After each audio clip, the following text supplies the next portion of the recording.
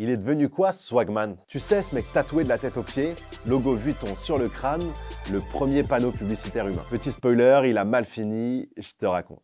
Sous le pseudo Swagman se cache Ryan Sanchez, un mec à l'histoire un peu folle. Il se fait connaître en 2013 avec des vidéos dans lesquelles il affiche fièrement son argent, ses bijoux et ses belles voitures.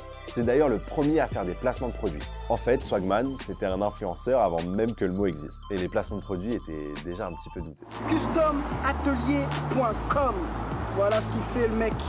Il fait surtout parler de lui en brûlant des billets, un peu comme Gainsbourg. Très vite, les questions sur la provenance de son argent fusent et tout le monde y va de sa petite théorie. Certains disent que c'est un héritage, d'autres qu'il aurait gagné au loto, ou même que ce serait de l'argent sale dont l'origine serait bien mystérieuse. Swagman, lui, entretient le flou et ne révélera jamais vraiment la vérité. C'est aussi un parlay à lui où il transforme les « et » en « hey ». Le mec devient un mème et décide de se lancer dans la chanson. Allez, extrait juste pour le plaisir. Je fais que payer, proposer. On le voit partout. Internet, presse, télé, radio. Impossible de passer à côté. Mais à un moment, tout bascule et Swagman disparaît complètement des radars. Et du coup, il devient quoi? L'inventeur du mot posey a malheureusement bien mal tourné. Bon, ok, j'arrête.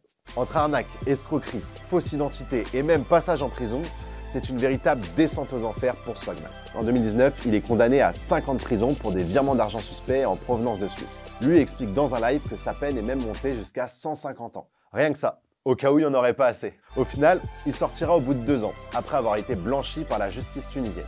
Mais ses problèmes ne s'arrêtent pas là. Ah oui, je t'avais dit qu'il s'appelait Ryan Sanchez? Eh bien en fait, il a menti, il s'appelle Iteb Zeybet. Depuis des années, il avait menti sur son nom, son âge et même sur la prétendue mort de ses parents. Alors qu'aux dernières nouvelles, il serait en pleine forme.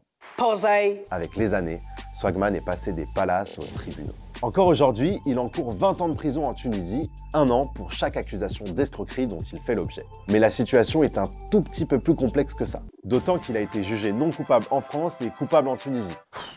Compliqué de savoir qui dit la vérité dans cette histoire. Actuellement, Swagman serait aux États-Unis.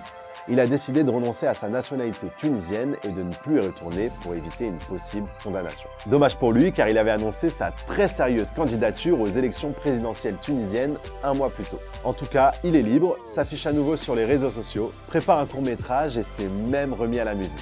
Play with a guitar like I'm Ryan Sanchez. Bitch, I'm a star, call me Ryan Sanchez. Voilà, maintenant tu sais ce que Swagman est devenu. En attendant, je te laisse avec un dernier extrait culte de Swagman. On est là, mon gars, posé, et qui paye, tatoué, de la tête jusqu'au pied, mon gars, posé, posé.